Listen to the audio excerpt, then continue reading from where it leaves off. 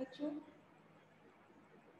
Class 7 में subject Hindi में जो हम अभी अपना फर्स्ट लेसन मेरी भावना कविता को हमने रीड किया और उसका हमने कविता का भाव अर्थ भी समझा और जो शब्दार्थ थे उनका अर्थ भी हमने समझा। तो एक बार और हम शब्दार्थों का अर्थ समझ लेते हैं, उसके बाद हम अपनी एक्सरसाइज को कंप्लीट करेंगे। सबसे पहले है हमारा जो शब्दार्थ है वो है अहंकार। तो अहंकार का अर्थ होता है घमंड, परिणति, परिणाम, देशोन्नति, देश की उन्नति, श्रोत, धारा, ईर्ष्या, द्वेष, दुर्जन, दुष्ट, द्रोह,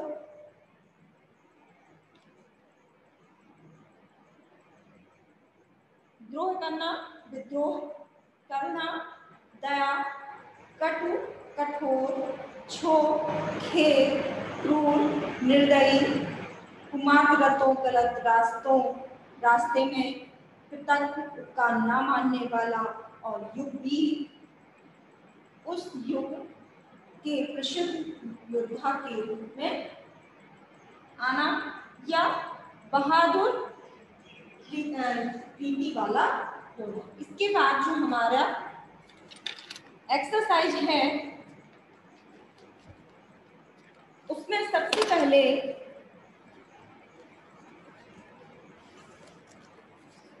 जो हमारी एक्सरसाइज है उसमें अभ्यास कार में सबसे पहले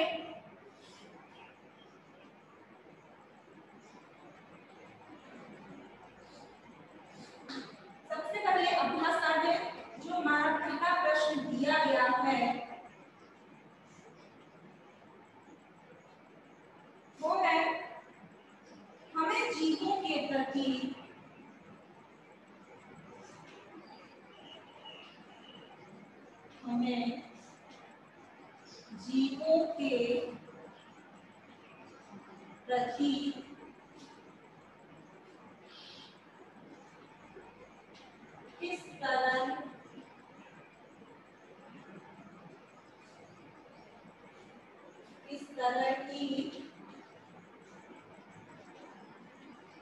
किस तरह की भावना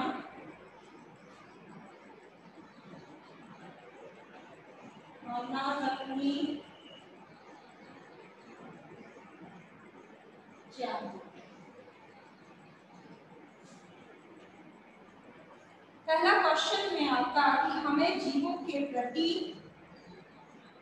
किस तरह की भावना रखनी चाहिए। उसमें है कि अहंकार का भाव न रखूं, नहीं किसी पर क्रोध करूं, देख दूसरों की बढ़ती को कभी न ईर्ष्या भाव करूं। कहने का तात्पर्य है कि हमें जीवों के प्रति क्या है, हमें जीवों के प्रति कैसा व्यवहार रखना चाहिए, मित्रता का, मैत्रीपूर्ण भाव जगत में मेरा, मतलब इस संसार के सभी जीवों के प्रति हमें क्या करना चाहिए, मित्रता और दया की भावना रखनी चाहिए। तब मैं आप आगे लिखेंगे हमें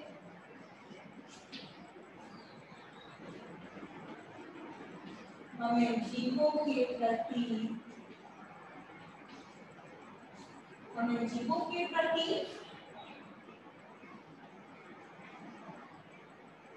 मित्रता व दया की भावना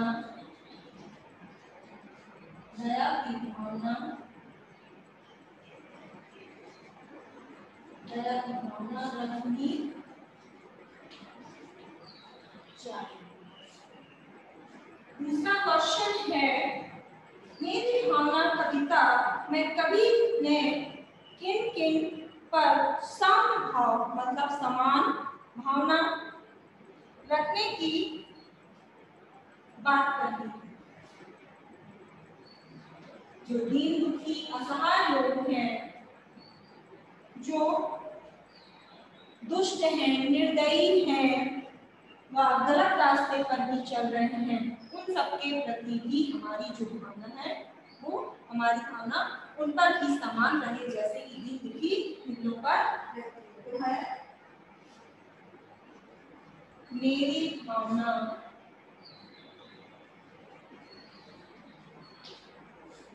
मेरी भावना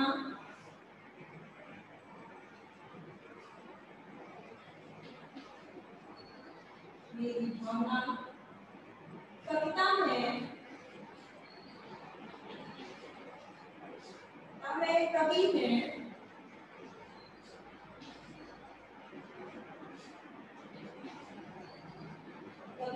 किन पर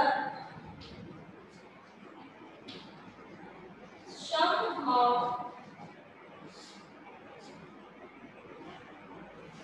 समभाव रखने की बात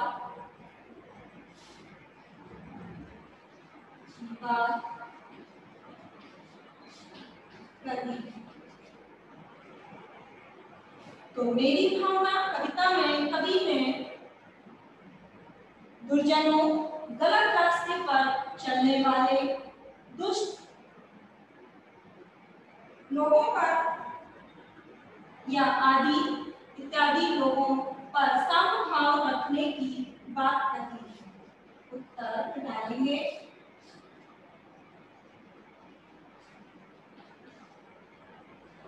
मेरी भावना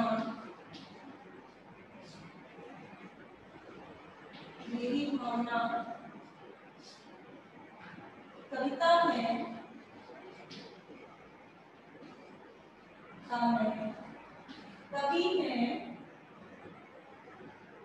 कवि ने दुष्ट,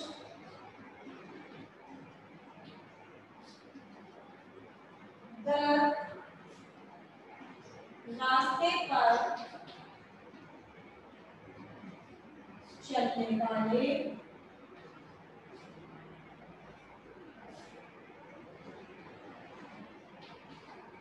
इत्यादि के प्रति समभाव रखने की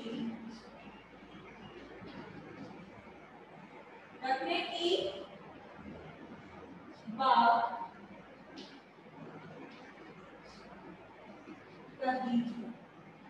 ओके, क्वेश्चन नंबर 3 है,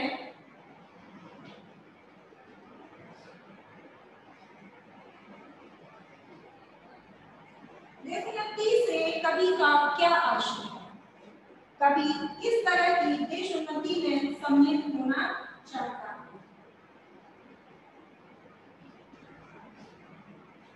देशोन्नति से कवि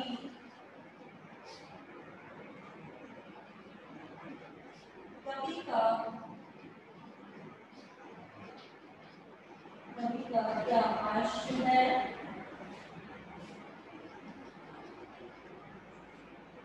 कवि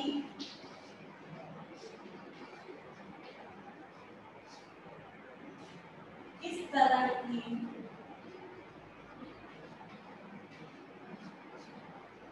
देशोन्नति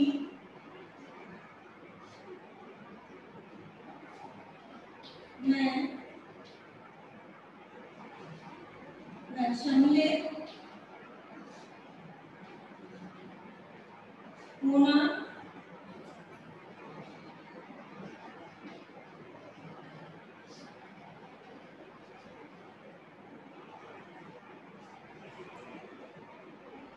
देशोन्नति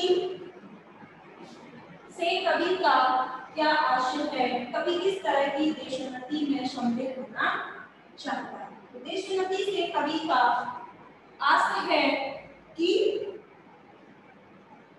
देश की देशोन्नति से कवि का क्या आशय है? तो देशोन्नति से कवि का आश देश उन्नति से है, कवि किस तरह की देशोन्नति में सम्मिलित होना चाहता है, तो वो युगवीर, जो हम उस युग के प्रसिद्ध योद्धा बनने के लिए बनना चाहता है, उस युग का जो है क्या बनना चाहता है, युगवीर बनकर देश की उन्नति और विकास में सम्मिलित होना चाहता है। तो उत्तर में हम लिखेंगे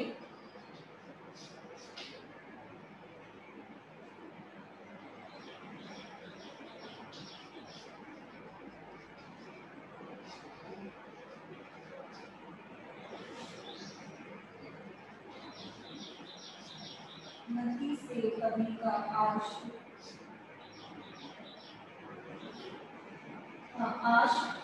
जो है देश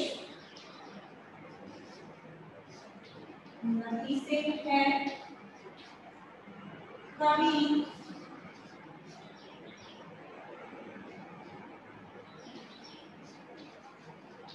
उस युग का युगवीर बनकर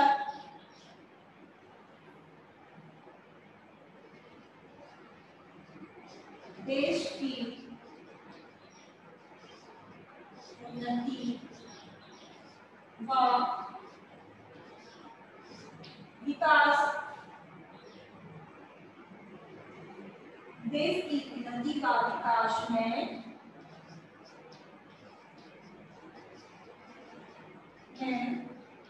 सम्मिलित होना चाहता है।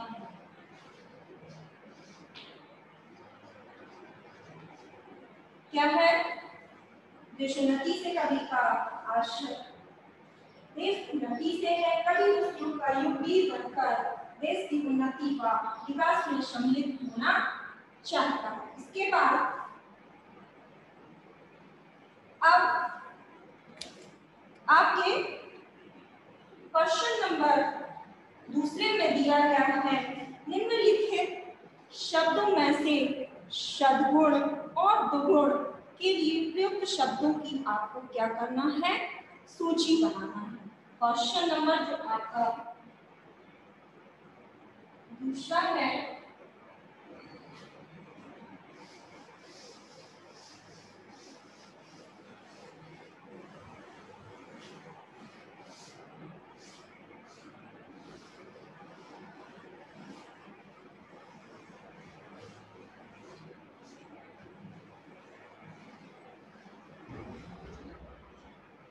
आपको क्या करना है, कुछ शब्द दिए गए हैं, इसमें से आपको छांट कर बताना है कि कौन से शब्द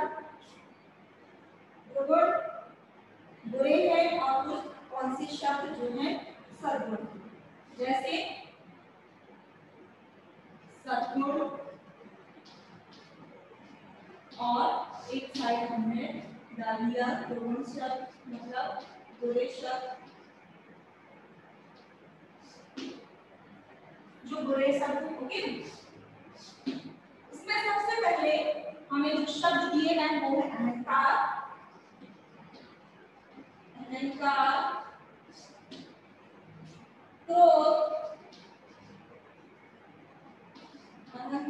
क्रोध, ईर्ष्या, उपकार, क्रूर, प्रेम और मोह।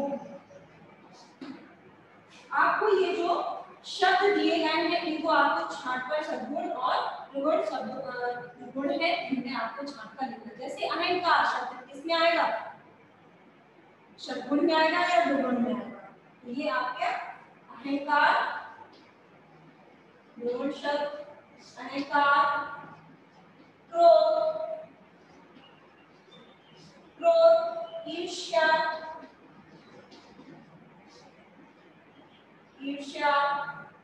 क्रूर, ये आपके रोहन में आएंगे और जो सद्गुण में आएंगे सद्गुण में आएंगे वो है आपके उपकार, मोह, प्रेम,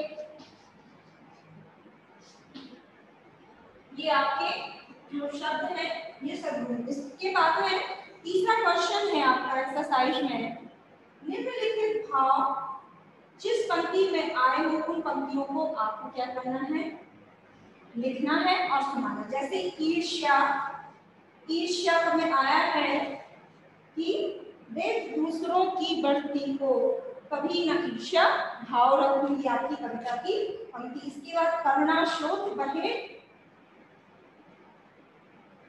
दीन दुखी जीवों पर मेरे ओर से करुणा स्रोत बहे, दूसरी पंक्ति लिखी लालच। फिर है मृत्यु आज ही आ जाए अथवा कोई कैसा भी भया लालच देने आए।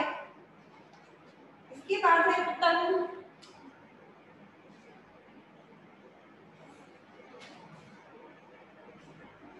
इसकी पंक्ति को भी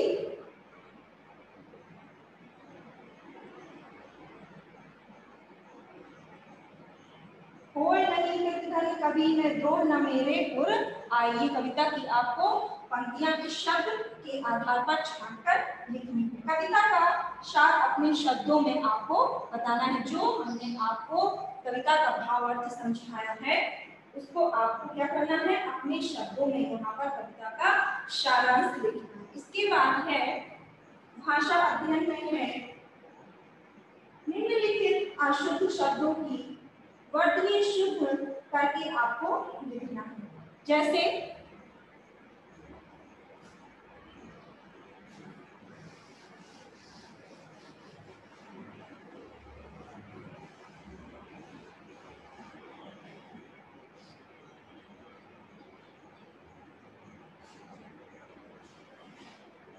अशुद्ध शब्दों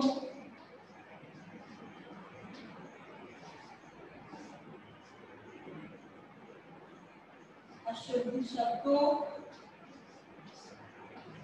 की वर्तनी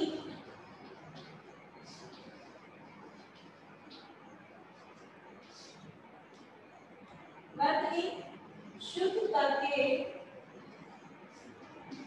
आपको क्या करना है, लिखना।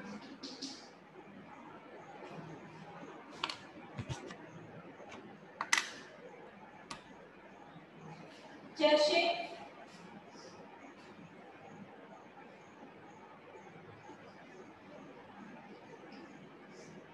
ईर्ष्या, आप कैसे लिखते हैं उसको आपको शुद्ध करना लिखना है।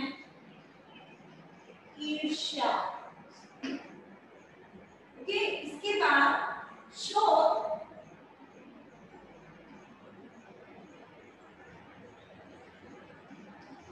शोध, तो शोध शब्द को आपको क्या करना है, इसको भी शुद्ध करना, शुद्ध इसका वर्तनीय रूप लिखना है।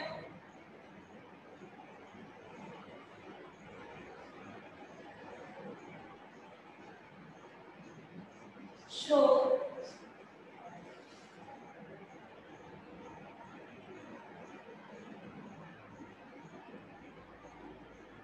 इसके बाद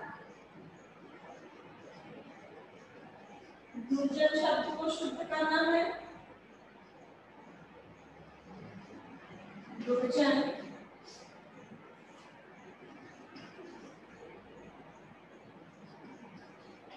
परिणाती, परिणति शब्द को शुद्ध करके लिखा। ये आपके जो अशुद्ध शब्द है उनको आपको शुद्ध वर्तनीय रूप करके उसका लिखना। इसके बाद है निम्नलिखित शब्दों का अर्थ।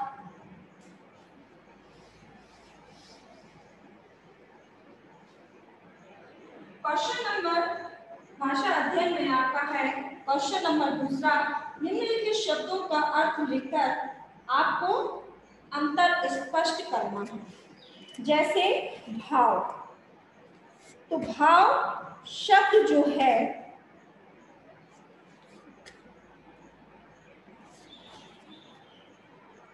भाव का अर्थ होता है भाव।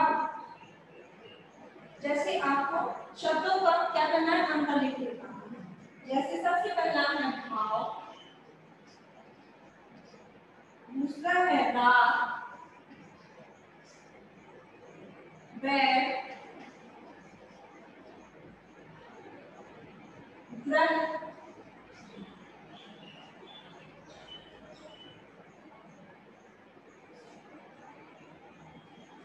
अब इसका भाव, भाव मीन्स एक मन का भाव भी होता है और दूसरा एक मूल्य भी होता है। मूल, रात, एक रात का अर्थ होता है क्या, रात रात्रि के लिए प्रयोग किया जाता है। इसके बाद जो रक्त का अर्थ होता है किसी कार्य में रक्त हुआ, जैसे रक्त। वैर दुश्मनी भी होता है और द्वेष शब्द के लिए किया जाता है, जबकि वैर एक बेर, वैर मतलब एक बेर खाने वाला फल होता है। जैसे बेर ग्रह, रहने का स्थान ग्रह होता है, और एक ग्रह शब्द का हम यूज जो हमारे नक्षत्र वाले ग्रह होते हैं उनके लिए भी हम यूज करते हैं। ओके, तो ये आपको बताना है। ओके, इसके बाद आपको वर्ग पहेली जो आपकी क्वेश्चन में दी गई है, इसी में आपको क्या करना है, वर्ग पहेली में से नीचे दिए गए शब्दों के विलोम शब्द आपको छांटकर लिखने हैं। इसके जो आपको शब्द दिए गए हैं नीचे, क्वेश्चन नंबर 3 है आपका, इसमें आपको वर्ग पहेली में दिए गए शब्दों के आपको विलोम शब्द छांटकर लिखना है। जैसे उपकार, इसका आपको विलोम शब्द आप जानते ही होंगे, विलोम शब्द विलोम। कुमार, बुरे रास्तों पर।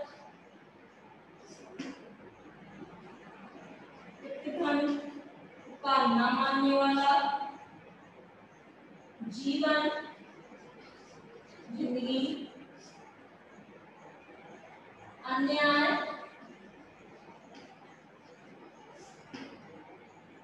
दुख, खेद, कष्ट। ये इसके पर्यायवाची शब्द। लेकिन अब आपको क्या करना है, इसके आपको वर्ग पहेली के आधार पर आपको इसके विलोम शब्द छांटकर लिखना है।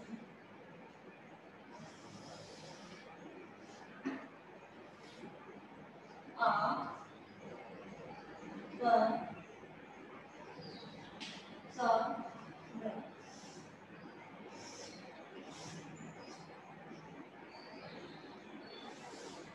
इसके बाद प्र, शु, ह, ञ। इसके बाद ता, न, म, य।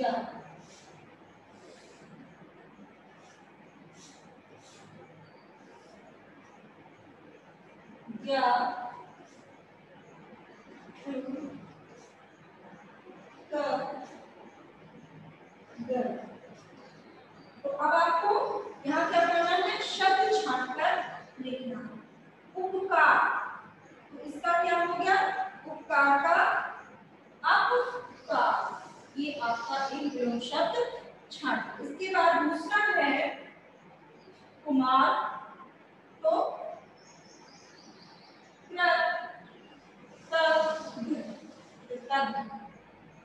ओके। इसके बाद तीसरा आपका है कुमार, तो सु, मार, सही रास्ते पर चलेगा ना। इसके बाद है जीवन, मृत्यु, जीवन का उल्टा जो विलोम शब्द होगा मृत्यु। अन्याय, न, यार, न्याय। ओके, न्याय। इसके बाद दुख, होगा सुख, सुख। तो ये आपकी वर्ग पहेली के आधार पर आपको क्या करना था, 9 शब्दों को जो है छांटकर आपको लिखना था। इसके बाद है नीचे दिए गए शब्दों को ध्यान से पढ़िए और जिन वर्णों की आवृत्ति हुई है उसे आपको लिखना है। किसको, वर्णों की, नीचे दिए शब्दों को आपको क्या करना है, ध्यान से पढ़ना है और जिन वर्णों की आवृत्ति हुई है जैसे सरल, शक्त, इन दोनों में किस शब्द की आवृत्ति हो रही है, शक्त और सरल। जैसे यहाँ पर सरल, सरल, शक्त, इसमें आपको 2 बार जिस अक्षर की वो आवृत्ति बराबर हो रही वो है श। ऐसे ही है क्रूर, क्रूर, कुमार, कुमार, इसमें जो है क्रूर शब्द की मतलब क शब्द की आवृत्ति बराबर 2 बार हुई। गुण, गुण, ग्रहण, यहाँ पर ग शब्द की आवृत्ति, इसके बाद दीन, दीन, दुखी, इसमें द शब्द की आवृत्ति बार बार हो रही है 2 बार। रथ, रहा, और यहाँ पर जो है रा शब्द की आवृत्ति 2 बार हो रही है। इसके बाद आपके इसमें दिया गया है अनुप्रास अलंकार।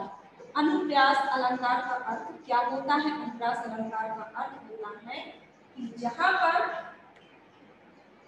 एक शब्द या एक वर्ण की आवृत्ति जहां पर बार बार हो वहां पर अनुप्रास अलंकार होता है। ओके, और आपको ऐसी पंक्तियां छापकर बताना है। ओके, आपकी ये जो एक्सरसाइज है लेसन फर्स्ट मेरी भावना जो कविता थी उसकी एक्सरसाइज भी आपकी कंप्लीट हुई। अब आपको क्या करना है, अपनी नोटबुक में इसको कंप्लीट करना है। ओके, इसके बाद आपको आपकी इस बुक में यहाँ पर आपके हिंदी में कालों को समझाया गया, भूतकाल, वर्तमान काल, भविष्य काल। भूतकाल जो बीत चुका है, वर्तमान काल जो अभी समय चल रहा है वो वर्तमान काल है, और भविष्य काल का अर्थ होता है आने वाला समय। ओके, इसके बारे में मैं आपको थोड़ा सा अपनी नेक्स्ट वीडियो में इस टॉपिक को कंप्लीट करूंगी ग्रामर वाले पोर्शन में। Okay, thank you.